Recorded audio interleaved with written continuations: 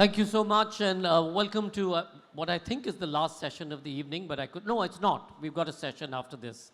I'm absolutely delighted to have Aman Nath here with us, and we'll be joined by the wonderful Zeenat Aman, who many of us know, and certainly I've grown up seeing a lot of her films. Aman Nath has been absolutely amazing. His career has spanned so many different aspects. He's a great art aficionado and a collector. But more importantly, today he's really seen to be the restorer of wonderful forts and properties and converting them into beautiful heritage hotels, in many ways creating value for built heritage. But this particular musing that he's put together, which is older and bolder, and I'm not sure about the wiser bit, but I'll come to that, Aman, in a second. What I wanted to start with, Aman, is that every poem here is dedicated to somebody, and in one case even the Govindgarh fort. But it's so many of our friends, there's Pam Rooks who's passed away, there's Lekha, and it's a lovely poem where you say how she spilled a little bit of wine, and then, you know, the etiquette of the evening, how she was able to manage it. So why did you dedicate each of these to so many different people, Shashi Tharoor et al.? Poetry has always been, for me, very intimate, and it comes first to me. So when I have to write prose, I have to run my prose through the poetry and then sort of tame it to look more prosaic. So when I write letters to people, I don't have that, constriction. So I write in poetry. And when I was told by my friends that I should publish a book of poems, so I've written so many that it's unbelievable. So I also looked at all the letters I've written to people, and they were already ready poems. I just had to edit them slightly. So that's why, since you know many of the people, the flavor of that person comes. And Zeenat Aman, who read the poems, said she was, we've known each other socially, so she said, I can't believe the range of sentiments that you have, because they're written to different people. If you're writing to your father, to your daughter, to your best friend, to a lover, or whatever. So that's why they're dedicated. But was this on special occasions like Shashi's or Gauri's or Khalid or... No, they were not, because when you think of mime, for example, Marcel Marceau came to our school, and I was very impressed by him, and I started to do the moonwalk before Michael Jackson. So when you write a poem about mime, Marcel Marceau comes first. So I think I think of that person, write that poem, and then it goes back to being dedicated. So it completes the cycle, I think.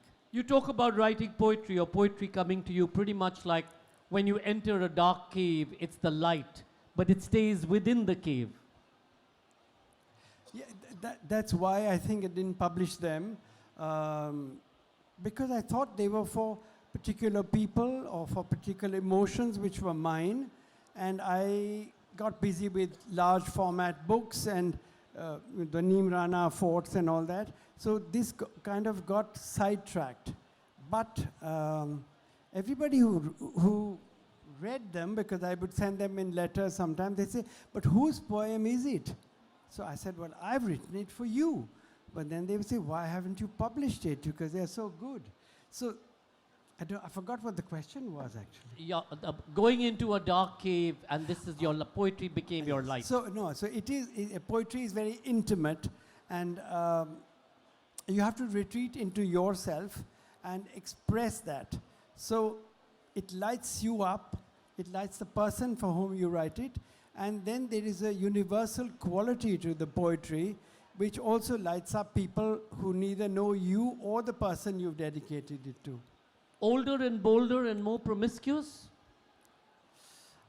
Yeah, people, we were brought up in a generation when we were not promiscuous. When we were dating a young lady, we took her out for dinner and we dropped her home. So, you know, that was a girlfriend, not like today. So, with age, you realize that promiscuity now has another meaning. But there's something that I could share, I suppose, with everybody. Promiscuity is of two kinds. It can be of the mind and it can be of the body. This is just my personal observation. I think that people who are promiscuous in mind are eventually happier than those who are terribly promiscuous in body. Because, oh, thank you. Because, you know, if everything that you like, you go to bed with, that is a guarantee of being unhappy, I think. But if you like somebody and you are able to express it in a way that is respectable, that is poetic. So there is a beautiful song, Bollywood song, which I don't know the whole thing, but it says, "Humne dekhi hai in aankhon ki mehkti khushboo, haath se chhu kar inhe rishton ka ilzam na dein," which is so beautiful. So my book is dedicated to faces loved and left behind, and faces that I loved but never knew. So in the audience, for example, if I look at the faces, there are some who will sparkle more than the others. And for me, it is a joy. You know, people usually come up to the speaker and want to talk to you. But I would like to go to that person and say, wow, you know, out of so many hundred people, your face stood out. And that's a very good beginning for a friend.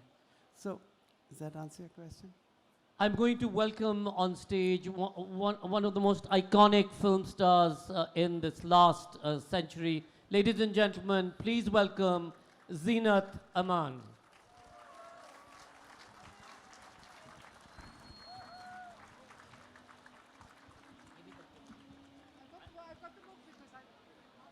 Hi, Sanjoy.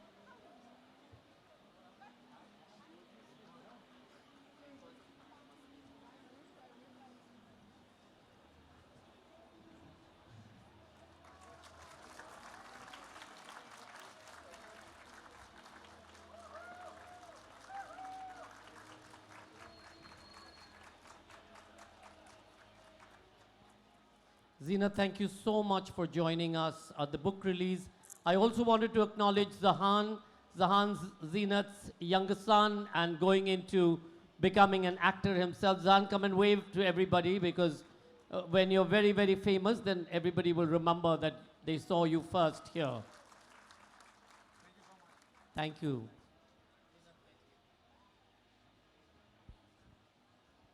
We're going to ask Zeenat Aman first to release the book, so we'll just open up the book here, and then Zeenat would be delighted to read a few of the poems that Aman has read, and then I'll wrap it up with a couple of questions. So let's go and release the book first.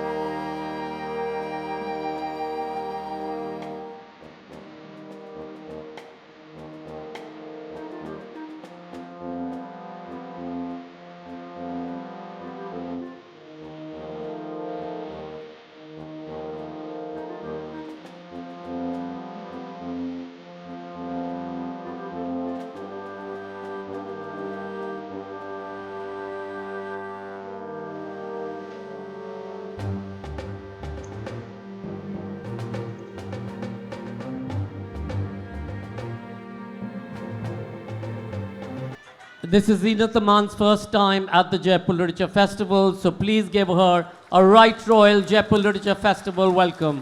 Thank you. Namaskar, good evening. I am absolutely delighted to be here. I've been to several events overseas with Sanjoy, but it is my first time here. And I'm very privileged to be here for the launching of this particular book.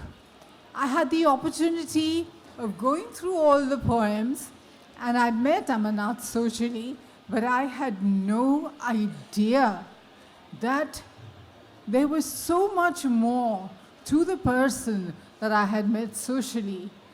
If you read through the book, you will find a range of subjects that he has chosen to talk about in poetry and in prose over the years, over his journey. I personally picked a few that spoke to me. I mean, one of which he wrote when he was 19 years old. So I am delighted to be able to be here and recite some of these poems to you this evening.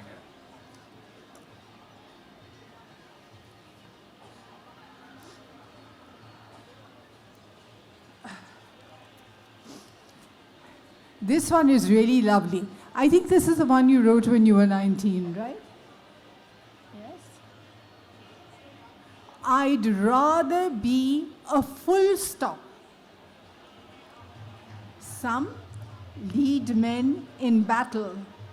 Some pray, some knit, some sew.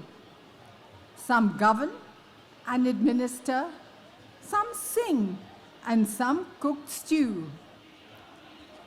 In this world, ungrateful, when deeds both good and bad, with equal ease lie forgotten, and from life nothing's to be had. Let me be a comma, where everyone can pause, delight, then point a happy finger, and genuinely applaud. Let me not be a pun to confuse and confound, bewilder and stupefy, to stun and astound. Let me not be a question mark. I love to agree, no, not dispute or dissent, and live a life full of ease. Oh my goodness, I've lost the page. No, let me not be a word, a phrase which everyone can use, or let me be a sweet song written by the muse. No, let me be a full stop where the world can stop, look, then proudly say, this was a man.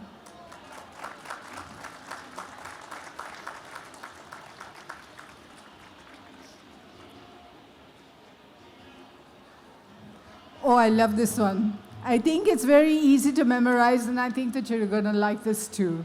It's really food for thought. It's called A Spot in a Dot.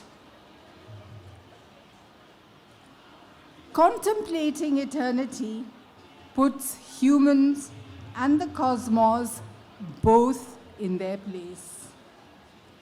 The dot of a dot, of a dot, of a dot. I fly out to reach you. Spot of a spot, of a spot, of a spot. And where does this most private fixation fit in eternity? Or mirror itself in the universe? Yes, we leave behind all we built and restored as our memory of a memory of a memory. Don't you think that's beautiful? That deserves applause.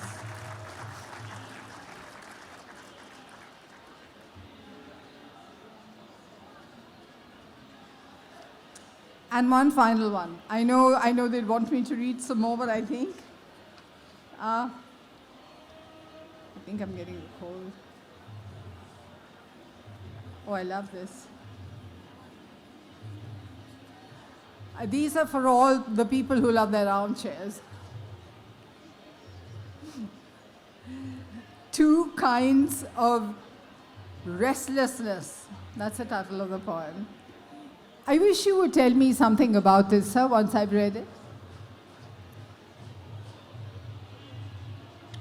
There are trips I have made without moving an inch on any road, and travel I put on hold without my mind moved by any mountain fold. Which is better, I ask? To never reach, even after days of displacement? Or to have arrived everywhere, just sitting in a basement? Would I rather be still on a bench in Rome, or read of the universe armchaired at home? I love that. Would you like to say something about these poems?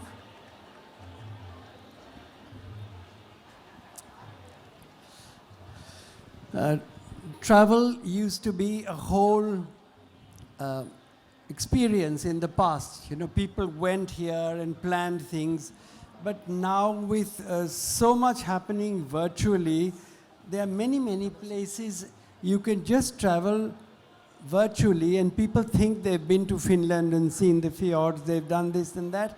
So the joy of travel and the traffic that we face, particularly in India, is, you know, something that you need courage to do that.